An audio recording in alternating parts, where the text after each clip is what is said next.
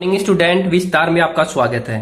हम क्लास 12 का chapter matrices पढ़ रहे थे, जिसमें अपन ने पढ़ लिया था मैट्रिक्स के बारे में और उसके बाद अपन पढ़ रहे थे टाइप्स ऑफ मैट्रिक्स। तो टाइप्स ऑफ मैट्रिक्स अपन ने पढ़ लिया था column matrix, row matrix, square matrix, diagonal matrix and scalar matrix. तो कॉलम मैट्रिक्स क्या था मैं ऊपर ऊपर से बता देता हूं एक बार। कॉलम मैट्रिक्स क्या थी? वो ऐसी मैट्रिक्स जिसके अंदर सिर्फ एक ही कॉलम हो। इसी प्रकार रो मैट्रिक्स क्या होती है? जिसके अंदर नंबर ऑफ रोज क्या हो? 1 हो, यानी कि एक रो हो।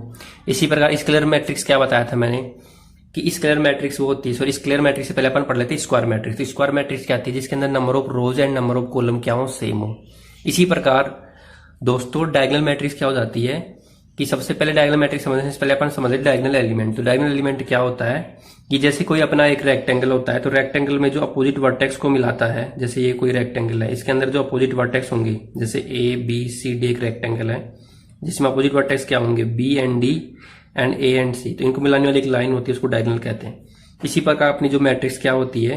रेक्टेंगुलर एरे होता है। तो इसके अंदर जो ये वाली जो लाइन के अंदर जो भी एलिमेंट आते हैं, यानी कि A11, A22, A33, A44, ये एलिमेंट उनको क्या कहते हैं? डायगोनल एलिमेंट कहते हैं। तो डायगोनल मैट्रिक्स क्या होता है कि कोई भी स्क्वायर मैट्रिक्स होगी जिसके अंदर सिर्फ डायगोनल एलिमेंट हो, बाकी के एलिमेंट की वैल्यू क्या हो? 0 हो। यानी कि any square matrix which have diagonal element and other non diagonal element are 0।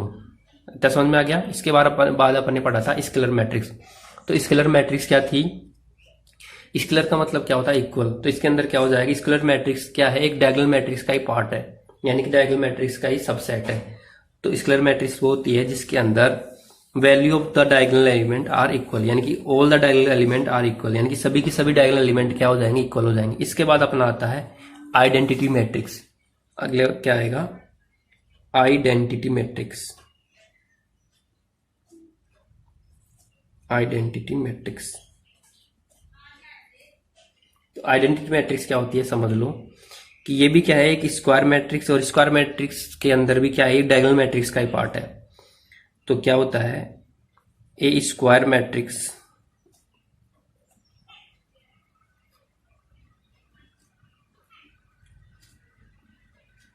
A smart matrix in which, जिसके अंदर क्या हो? all diagonal element in which all diagonal element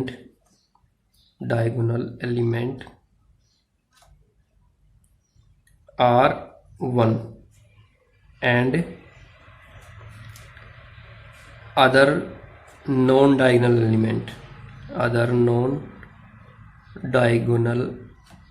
element are 0। इतना समझ में आ गया? यानी कि कोई भी डायगोनल मैट्रिक्स या फिर स्क्वायर मैट्रिक्स, उसको आइडेंटिटी मैट्रिक्स कहते हैं, जिसके अंदर डायगोनल एलिमेंट की वैल्यू क्या हो? 1 हो। तो यहाँ पे अगर मैं सिंबॉलिकली लिखूं कि कोई भी मैट्रिक्स क्या हो? ए आई जे, कोई मैट्रिक्स ए आई जे, तो वो कैसे बनेगी? 1 होना चाहिए। कब? If I equal to J. I equal to J का मतलब जैसे 1 1 2 2, और बाकी एलिमेंट क्या होंगे? 0 होंगे। इफ कब होंगे? I is not equal to जे। इतना समझ में आ गया? यानी कि अगर सिंपली अगर तुमसे पूछे कि आइडेंटिटी मैट्रिक्स क्या है, तो आप सिर्फ ये कहोगे कि उसके डायगोनल एलिमेंट क्या होंगे? 1 1। जैसे कोई मैट्रिक्स बना रहा हो, ठीक है, तो जैसे तो ये क्या है? एक आइडेंटिटी मैट्रिक्स। ऐसे ही अगर 3x3 की बनाओगे तो उसमें क्या आ जाएंगे? 0 1 0 0 0 1। अब देखो यहाँ पे एक ध्यान देने वाली बात है, समझने वाली बात है कि सबसे पहले अपने क्या पढ़ा था? स्क्वायर मैट्रिक्स, और उसके बाद अपने क्या पढ़ा है? Identity matrix. तो मैं आपसे पूछना चाहूंगा, क्या आइडेंटिटी मैट्रिक्स स्क्वायर मैट्रिक्स है? बिल्कुल। तो यहाँ पे क्वेश्चन क्या बन रहा है? Is identity matrix is a square matrix? तो अपन क्या करेंगे? यस। लेकिन अगर इसका उल्टा बोले a square matrix is identity matrix, तो ये हमेशा ट्रू नहीं होगा। क्यों नहीं होगा? कि स्क्वायर मैट्रिक्स में number of rose and column same होते हैं, लेकिन क्या वो आइडेंटिटी मैट्रिक्स होगी? ये कंफर्म नहीं है, क्योंकि आइडेंटिटी मैट्रिक्स होने के लिए सभी के सभी जो डायगोनल एलिमेंट है उसकी वैल्यू 1 होनी चाहिए। समझ में आ रहा है ना? सभी के सभी डायगोनल जो एलिमेंट होंगे उनकी वैल्यू क्या होनी चाहिए? 1, और नॉन डायगोनल एलिमेंट की वैल्यू क्या होनी चाहिए? 0 0। लेकिन स्क्वायर मैट्रिक्स में तो ऐसा कंपलसरी नहीं है। इसी प्रकार मैं एक क्वेश्चन पूछता हूँ, is identity matrix is a scalar matrix? तो इसका आंसर आ जाएगा यस। लेकिन अगर इसका उल्टा बोलूं, a scalar matrix is a identity matrix, तो ये क्या आ जाएगा, फॉल्स आ जाएगा, यानी कि हमेशा ये ट्रू नहीं होगा। क्यों नहीं होगा? क्योंकि स्केलर मैट्रिक्स तो क्या होती है कि उसके हर एक डायगोनल एलिमेंट की वैल्यू सेम होती है। ठीक है, जैसे 1 1 आ गई यहाँ पे, ये तो पर्टिकुलर केस आ गया कि इसमें 1 1 आ रही है तो सेम है। लेकिन इसके अलावा अगर 2 2 जाएगा, तो जब वहां 2 2 जाएगा तो वो स्केलर मैट्रिक्स तो होगी, लेकिन क्या वो आइडेंटिटी मैट्रिक्स होगी? नहीं होगी। क्यों नहीं होगी? आइडेंटिटी मैट्रिक्स होने के लिए डायगोनल एलिमेंट की वैल्यू 1 होनी चाहिए। आई थिंक इतना समझ में आ गया होगा। इसके बाद है अपना जीरो मैट्रिक्स। क्या है? Zero matrix. तो जीरो मैट्रिक्स पढ़ने से पहले अपन इसको रफ कर लेते हैं। तो जीरो मैट्रिक्स जैसे नाम से दिख रहा है जीरो मैट्रिक्स, जीरो मैट्रिक्स का मतलब हो जाएगा यहाँ पे, तो देखो यहाँ पे मैं लिख देता हूँ जीरो मैट्रिक्स। जीरो मैट्रिक्स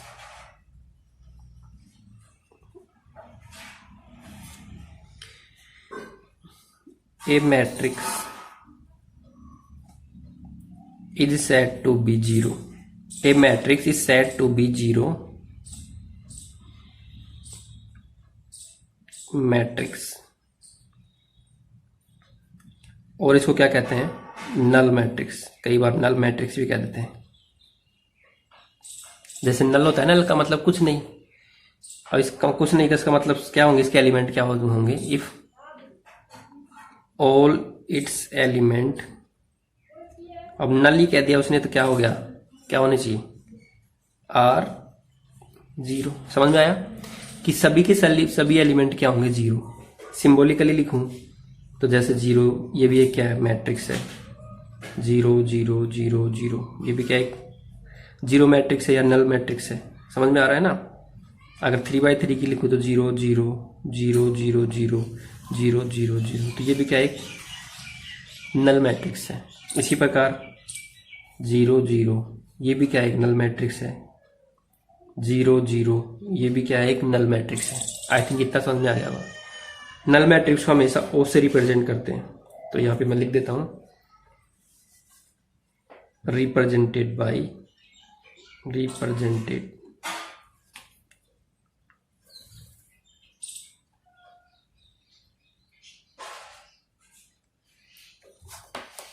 यहाँ पे लिख देता हूं रिप्रेजेंटेड बाई जीरो। इतना समझ में आ गया? आई थिंक इतना समझ में आ गया होगा। अब इसके बाद में ये तो हो गया अपने टाइप्स ऑफ मैट्रिक्स का टॉपिक कंप्लीट हो गया। तो मैट्रिक्स के टाइप क्या क्या हो गए मैं एक बार फिर से ब्रीफ में बता देता हूँ, शॉर्ट में। सबसे पहले column matrix, row matrix, square matrix, diagonal matrix. Diagonal matrix के बाद में आता है स्केलर मैट्रिक्स, फिर आइडेंटिटी मैट्रिक्स और लास्ट में जीरो मैट्रिक्स। आई थिंक इतना समझ में आ गया होगा। फिर भी अगर कोई मैट्रिक्स का टाइप रह गया होगा तो मैं बता दूंगा, कमेंट में मेंशन कर दीजिएगा। क्लास 12 के लेवल के हिसाब से तो इतना ही मैट्रिक्स होती है। ठीक है। जीरो मैट्रिक्स का मतलब जिसके सभी एलिमेंट क्या हों? जीरो। आइडेंटिटी मैट्रिक्स का मतलब क्या है कि डायगोनल एलिमेंट की वैल्यू क्या होनी चाहिए? 1 होनी चाहिए। नॉन डायगोनल एलिमेंट क्या होंगे? जीरो। डायगोनल मैट्रिक्स का मतलब क्या हो गया कि सिर्फ उसके अंदर क्या होना चाहिए? डायगोनल एलिमेंट ही होना चाहिए। नॉन डायगोनल एलिमेंट की वैल्यू क्या होनी चाहिए? जीरो। स्केलर मैट्रिक्स, ये क्या होना चाहिए? उसके जो डायगोनल एलिमेंट है वो क्या होनी चाहिए? इक्वल होनी चाहिए। और स्क्वायर मैट्रिक्स तो मैंने बताया था कि number of rose and number of column वो क्या होनी चाहिए? इक्वल होनी चाहिए। आई थिंक इतना समझ में आ गया होगा। फिर भी अगर कोई प्रॉब्लम हो तो आप कमेंट में मेंशन कर दीजिएगा, मैं अच्छे से एक्सप्लेन कर दूंगा। अब अपना है इक्वलिटी ऑफ ए मैट्रिक्स। अब क्या है अगला टॉपिक? क्या है? Equality of A matrix. Equality of matrices. अब देखो समझ लो क्या कहना चाह रहा है। इक्वलिटी का मतलब क्या है? इक्वलिटी का मतलब क्या होता है? इक्वल। और मैट्रिक्स की समानता। तो इसका सिंपल क्या है कि ये दो मैट्रिक्स को कंपेयर करने के लिए यूज किया जाता है, यानी कि दो मैट्रिक्स होंगी तभी ये टर्म अपन यूज कर सकते हैं। तो क्या कह रहा है? टू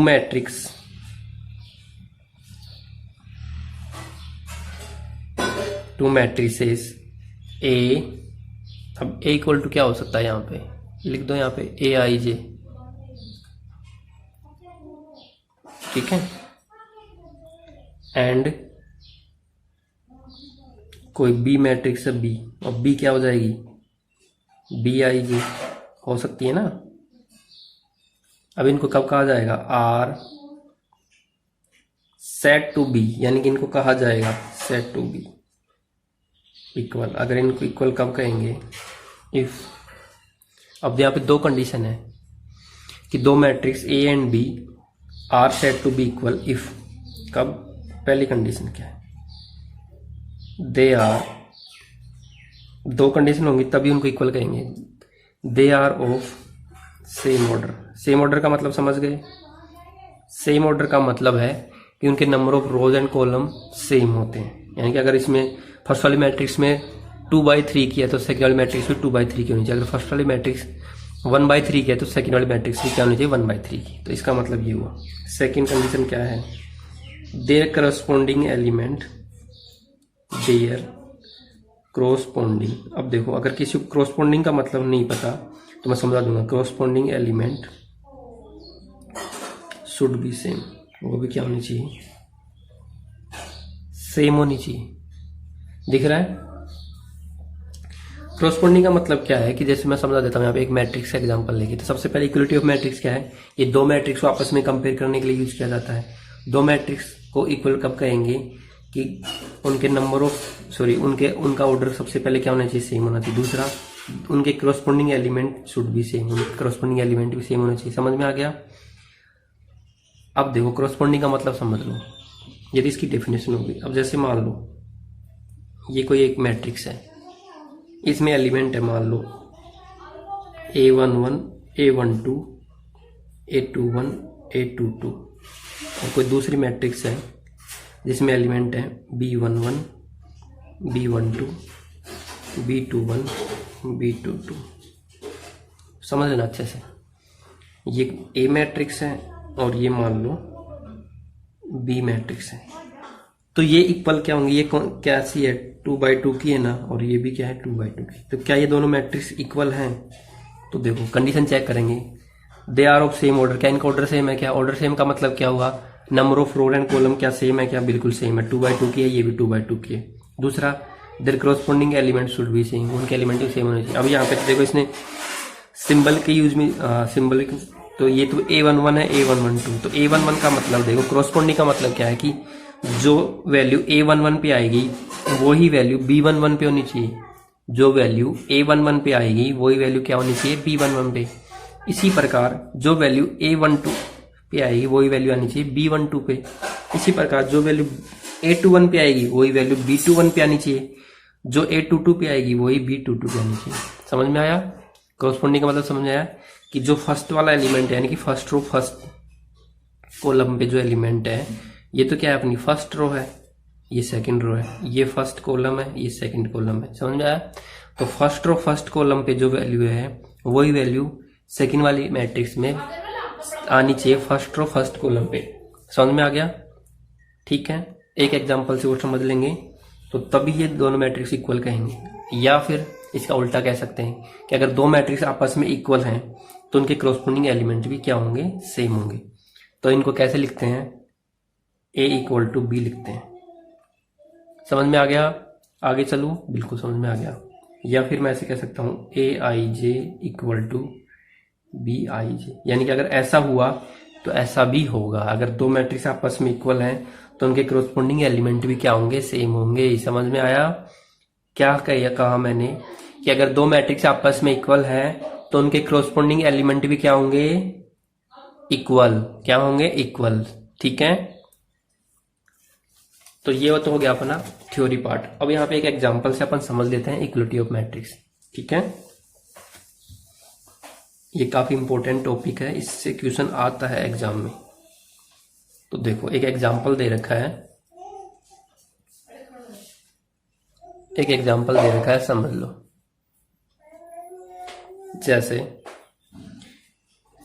जैसे आप इसने एग्जांपल दिया है कि अगर एक मैट्रिक्स है X Y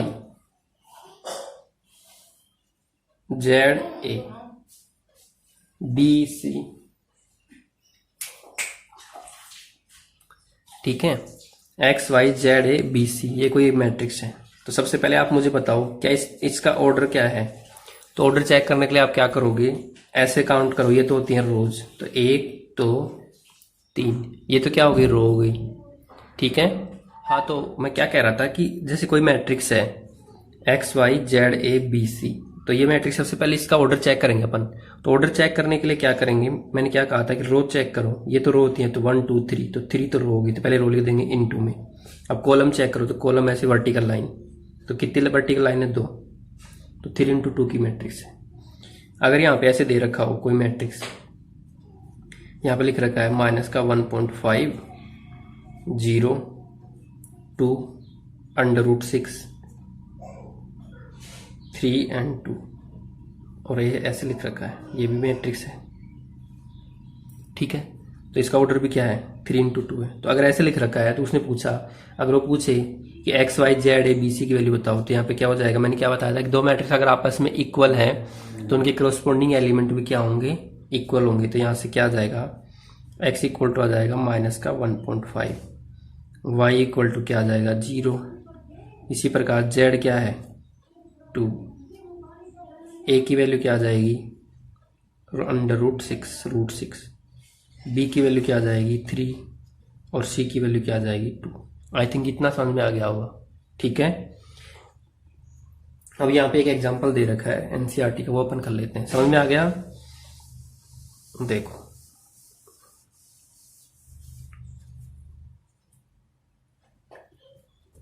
एग्जाम्पल 4 क्या बोला है, इफ दे रखा है एक मैट्रिक्स दे रखी है x+3 z+4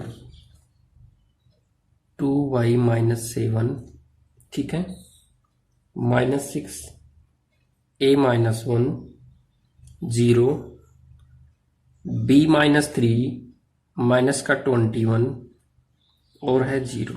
ये एक मैट्रिक्स है, इसकी वैल्यू दे रखी है इक्वल टू 0 6 3y-2, दिख रहा है ना, -6 -3 2c प्लस का 2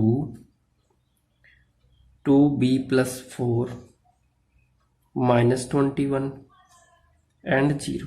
तो ये आपस में इक्वल का साइन दे रखा है, इनका ऑर्डर भी सेम है। तो इसने पूछा है कि अगर ऐसा है तो find the value of A B C X Y Z, ऐसे बोला है। अगर ऐसा है तो find the value of A B C X Y Z. तो मैंने क्या बताया था, अगर ये मैट्रिक्स आपस में इक्वल है तो उनके करस्पॉन्डिंग एलिमेंट भी क्या होंगे, इक्वल होंगे। तो देखो यहां से, तो x+3 किसके बराबर होगा, 0 के बराबर होगा ना। तो अगर इसी को सोल्व करते हैं तो क्या आ जाएगा -3, ये 3 इधर चला जाएगा ना तो माइनस में आ जाएगा। आपने 9 10 पढ़ा होगा, बेसिक अलजेब्रा है ना। इसी प्रकार देखो z+4 वो होगा इक्वल टू 6 के, तो यहां से z बराबर आ जाएगा 6 - 4, तो z की वैल्यू आ जाएगी 2। समझ में आ रहा है क्या, बिल्कुल। अगला है ये तीसरा वाला, ठीक है, सॉरी। अगला है 2y-7 इक्वल टू दे रखा है 3y-2। क्रॉसपोंडिंग एलिमेंट इक्वल होंगे ना, तो ये 2y है तो 2y उधर चला जाएगा और -2 उधर आ जाएगा। तो देखो क्या आ जाएगा 2y - 3y हो जाएगा इधर तो, और ये क्या आ जाएगा -2 7 उधर चला जाएगा तो प्लस का हो जाएगा। ये बेसिक है ना। तो माइनस का y, 2 में से -3 गया तो माइनस का y बचेगा, -1 बचेगा ना, और ये आ जाएगा 5। माइनस हटाएंगे तो क्या आ जाएगा y इक्वल टू -5। समझ में आया। अगला a-1 बराबर दे रखा है -3, तो यहां से आ जाएगा, यहां से a की वैल्यू क्या आ जाती है, देखो a बराबर आ जाएगा -3, 1 उधर चला जाएगा तो प्लस में आ जाएगा, तो a बराबर आ जाएगा -2। समझ में आया, सॉरी, अब दिख रहा है ना। अगला a की वैल्यू हो गई अब c वाली। अगला दे रखा है 0 इक्वल टू दे रखा है 2c प्लस का 2, तो 2c बराबर आ जाएगा -2, तो यहाँ से c बराबर आ जाएगा -2/2, तो -1, ठीक है। अगला है b की वैल्यू बच गई सिर्फ। अगला क्या दे रखा है b-3 इक्वल टू है 2b + 4। ये एलिमेंट और ये एलिमेंट सेम होंगे ना, तो ये b उधर चला जाएगा और 4 इधर आ जाएगा। तो देखो या फिर आप ऐसे कर लो, बी को इधर ले आओ, बी माइनस का 2b इक्वल टू 4 प्लस का 3 उधर जाएगा तो प्लस का हो जाएगा, तो ये माइनस का b बचेगा, 1b में से माइनस 2b जाएगा तो माइनस का b बचेगा इक्वल टू 7। तो देखो यहाँ से b की वैल्यू आ गई माइनस का 7। आई थिंक इतना समझ में आ गया होगा।